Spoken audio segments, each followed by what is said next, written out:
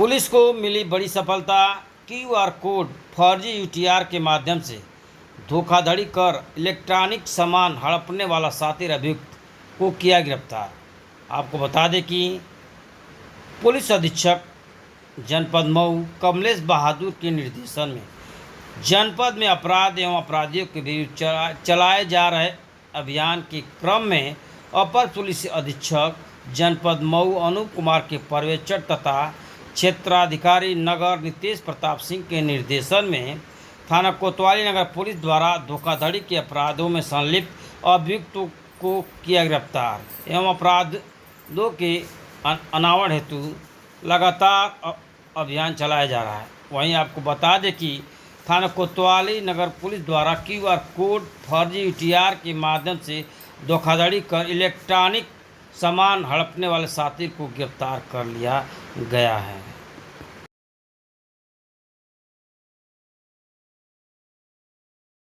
एक साइबर ठग पकड़ा गया है। क्या देखिए, एक हरदेव इलेक्ट्रॉनिक की दुकान है, उनके द्वारा आकर के ये सूचना दी गई कि उनकी दुकान पर एक व्यक्ति आया हुआ था और उसने उनकी दुकान से एक सामान खरीदा है। उसके बाद उसने क्यूआर के माध्यम से पेमेंट किया। उसने ये दिखाया कि पेमेंट हो चुका है, लेकिन वास्तविक रूप में पेमेंट नहीं हुआ था, बल्कि उनके साथ फ्रॉड हुआ था। इस संबंध में उन्होंने एक तहरीर दी थी, जिससे हमने थाना कोतवाली पर मुकदमा अपराध संख्या 229/26 हमने मुकदमा अपराध संख्या दर्ज किया था सुसंगत धाराओं में।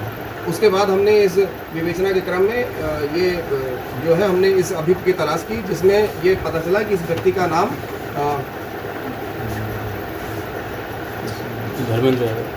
धर्मेंद्र यादव पुत्र राजमंगल यादव है, जो हरिहरपुर चिलकहर मुड़ेरा थाना रसवा जनपद बलिया का रहने वाला है।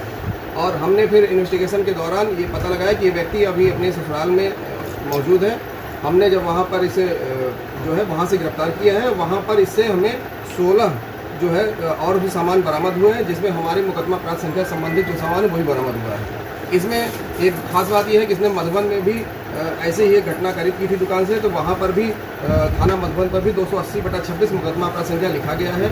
इससे पूछताछ में बताया कि अक्सर ये दुकानों पर जाकर के दुकान सामान खरीदने के पश्चात क्यूआर कोड को स्कैन करके पैसा पेमेंट करता था, लेकिन वास्तविक रूप से पेमेंट नहीं होता और वो सामान लेकर के अपने पास रख लेता था, एकत्र करता था उसको, और दूसरों जो लोग हैं उनको बेचने का प्रयास करता था। इस कड़ी में हमने एक बड़ी सफलता प्राप्त की है और इसे गिरफ्तार कर लिया गया है। न्यायिक अभिरक्षा में हम इसे जेल में। सर, ये चोर पढ़ा लिखा है, कई जनपदों में इसके मुकदमे दर्ज है और ये अंतर जनपदी है। इस विवेचना भी हमारी जारी है। हम और भी चीज़ों को जो थाने हैं उनको भी अवगत कराएंगे। अगर उनके यहाँ भी इस संबंध में मुकदमे दर्ज होंगे और ये व्यक्ति उसमें शामिल होगा तो उस मुकदमों में भी हम इसे अभियुक्त बनाएंगे। विवेचना के दौरान जो भी आएगा, अगर ये अंतर जनपदी होगा तो हम उसमें जरूर कार्रवाई कराएंगे। सर, जो सामान पकड़े उनकी कुल लागत कितनी है?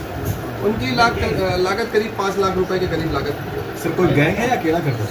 अभी तो ये अकेला ही जानकारी प्राप्त हुई है, लेकिन हम और इन्वेस्टिगेशन कर रहे हैं, साक्ष्य एकत्र कर रहे हैं। हो सकता है अगर और लोग भी शामिल होंगे तो उनको भी इसमें प्रकाश में लाया जाएगा। गिरफ्तारी कहाँ हुई सर इसकी? हमारी 2 टीमें लगी हुई थी इसमें, और इसमें